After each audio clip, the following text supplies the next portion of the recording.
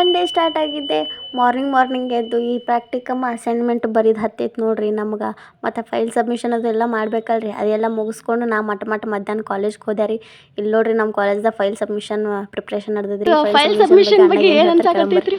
File submission ನೋಡ್ರಿ madam, ಭಾಳ ವಜ್ಜನಂಗೆ ಒಜ್ಜಿ ಕೊಟ್ರ. ಎಲ್ಲ ಸರ್ಗಳು ಇನ್ನ ಚಲೋ, ಆ ದೇವ್ರಂತ ಮನುಷ್ಯರು ನಮ್ಮ ಕುಲಕರ್ಣಿ ಸರ್ ಭಾಳ ಹೈರಾಣ ಕೊಟ್ರ. 2 ದಿನ ಬರೆದ್ರು, ಹಗಲ ರಾತ್ರಿ ಕೂತು ನಿದ್ದಿಗಟ್ಟು ಬರೆದ್ರು ಮುಗಿಯಲಾಗ್ಯದ. ಇದು ಉಗ್ರವಾಗಿ ನಾವು ಖಂಡಿಸ್ತೀವಿ ಇದನ್ನ. ಯಾಕಂದ್ರೆ ಎಲ್ಲರಿಗೂ 30 ಪೇಜ್ ಬರೀತೀವಿ ಅಂದ್ರೆ ಇವ್ರು 60 ಪೇಜ್ ಬರೀತೀವಿ. ಹಗಲ ರಾತ್ರಿ ಎಷ್ಟು ಹರ್ಕೊಂಡು ಬರೆದ್ರು ಬರೆಯಲ್ಲ. ಹಿಂಗೆ ಆಲತ್ತದ ಹಣೆ ಬರ ಅಂದ್ರೆ ಏನು ಹೇಳ್ತೀರಿ ಅಂದ್ರೆ ನಮ್ಮ ಇದು ಏನು ನಮ್ದು ನಾವೇ ತಿನ್ನಬಾರ್ದು, ಹೆಚ್ಚಿಗೇನು ಹೇಳೋದಿಲ್ಲ.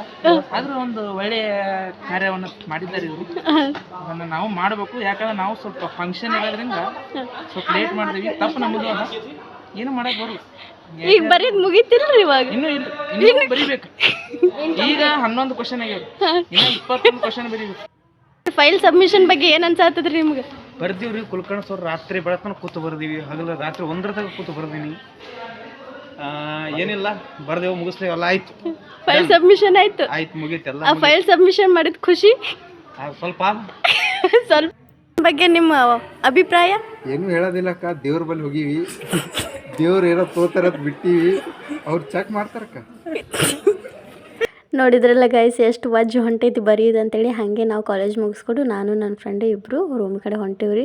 ಕಾಲೇಜ್ದಾಗ NCCದವ್ರು ಮಾರ್ಚ್ ಫಾಸ್ಟ್ ಮಾಡಾಕತ್ತಿದ್ರಿ. ಅವಳು ಬಸ್ಸಿಗೆ ಟೈಮ್ ಆಗಿತ್ತಂತ ಅವಳು ಸರ್ಕಲ್ಗೆ ಹೊಂಟಿದ್ದಳ್ರಿ. ನಾನು ಈ ಫೈಲ್ಗಳನ್ನ ತೊಗೊಂಡು ರೂಮ್ ಕಡೆ ನಾವು ಹೊಂಟೇರಿ.